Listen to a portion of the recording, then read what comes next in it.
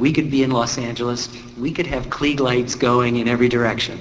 We are in Laverne, Minnesota, because this is the only place on earth to premiere this film.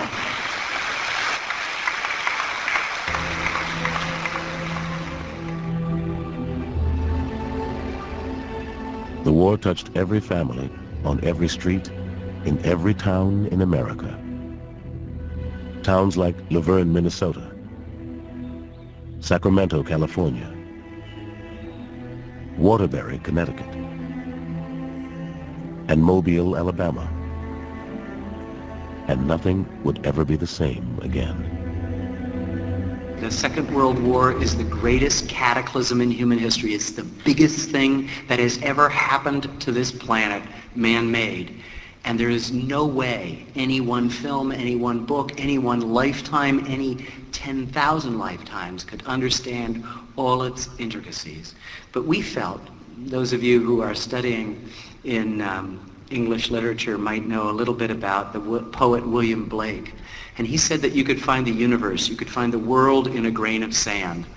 And what we decided to do was look for 4 towns where we could move into, get to know the people, get to know where they lived, where they ate, the movie theaters where they would get the terrible news from overseas, stick around to find out the people who worked and worried and grieved over the people who went away. People like Jim Sherman, who was aged 6 to 10 during the war, and for him it was a tremendous, eye-opening adventure.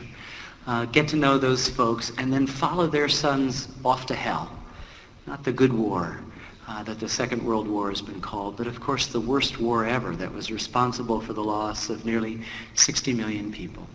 And what we found in all those towns, but particularly in this town, is something that we need to remember today, that in shared sacrifice, we made ourselves richer as a country. In shared sacrifice, we made ourselves richer.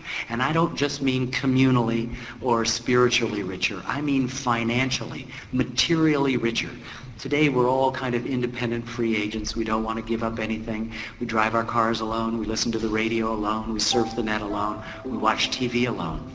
But what happened during those 4 years of the Second World War brought us together, out of necessity to be sure, in a way Americans have not experienced before.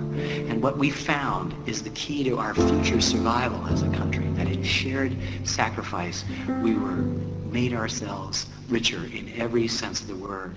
All we've been given by those who came before. The dream of a nation where freedom would endure. The working prayers of centuries have brought us to this day. What shall be our legacy? What will our children say? We vowed after our Civil War series and back in 1990, 17 years ago, that we'd never touch the subject of war again. It had been so emotionally wrenching. But when we learned that we are losing in our country more than 1,000 veterans of the Second World War each day, we realized that we didn't have the luxury of waiting any longer. We're in the business of stories and memory, and it was our obligation to go and try to tell this story. I'm not sure I can speak about why human beings in general go to war. I think that's a pretty large category. I can only speak about why 18-year-olds from Minneapolis go to war. They go to war because it's impossible not to. Because a current is established in the society so swift, flowing toward war, that every young man who steps into it is carried downstream. I'd like to ask of the students here today, those of you who are 16, 17, 18 years old, boys, stand up. Just look around, ladies and gentlemen. 16, 17, 18 years old.